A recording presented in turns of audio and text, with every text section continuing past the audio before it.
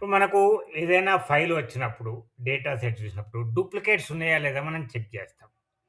మనం తయారు చేసుకునే ఫైల్‌లో డూప్లికేటే ఎంటర్ కాకుండా చేయగలుగుతారా మీరు? డూప్లికేట్ ఎంటర్ చేస్తే మనకు వెంటనే మెసేజ్ రావాలి. ఆల్రెడీ ఆ వాల్యూ ఉన్నది. లేక ఆ పేరున్నది అని. అది అలౌ చేయకూడదు. అట్లా చేయగలుగుతారా? ఏం చేయాలంటే నేను ఏ2 నుంచి ఏ100 వరకు ఫస్ట్ సెలెక్ట్ చేసుకుంటా. ఈ ఏ2 నుంచి ఏ100 ఎంటర్. సెలెక్ట్ అయిపోయింది కదా! ఇప్పుడు డేటా ట్యాబ్‌ని క్లిక్ చేస్తా. తర్వాత డేటా వాలిడేషన్ ఇక్కడ టూల్స్ ఉన్నాయి కదా! ఇది క్లిక్ చేసి డ్రాప్ డౌన్‌లో మళ్ళీ డేటా వాలిడేషన్‌నే సెలెక్ట్ చేసుకుంటా. ఇప్పుడేం చేయాలి? ఇక్కడ ఎనీ వాల్యూ అని ఉంది. అది కాదు మనకు కావాల్సింది. కస్టమ్ అనేది మనం క్లిక్ చేస్తాం. ఇక్కడ మనం ఫార్ములా ఎంటర్ చేద్దాం. ఇక్కడ ఇది ఫార్ములా. కౌంట్ ఇఫ్ ఏ2 నుంచి ఏ100 వరకు మీరు కౌంట్ చేయి.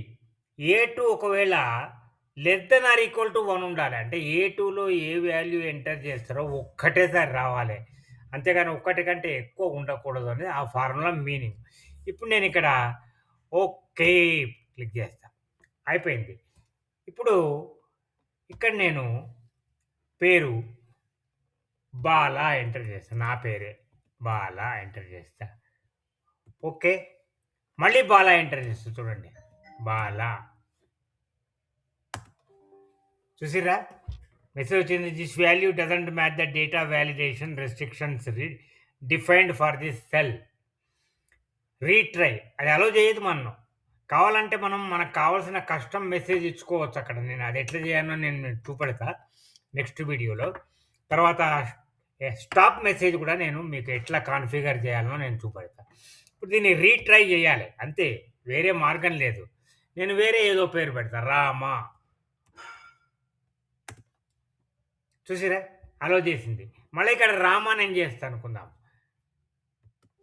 చూసారా?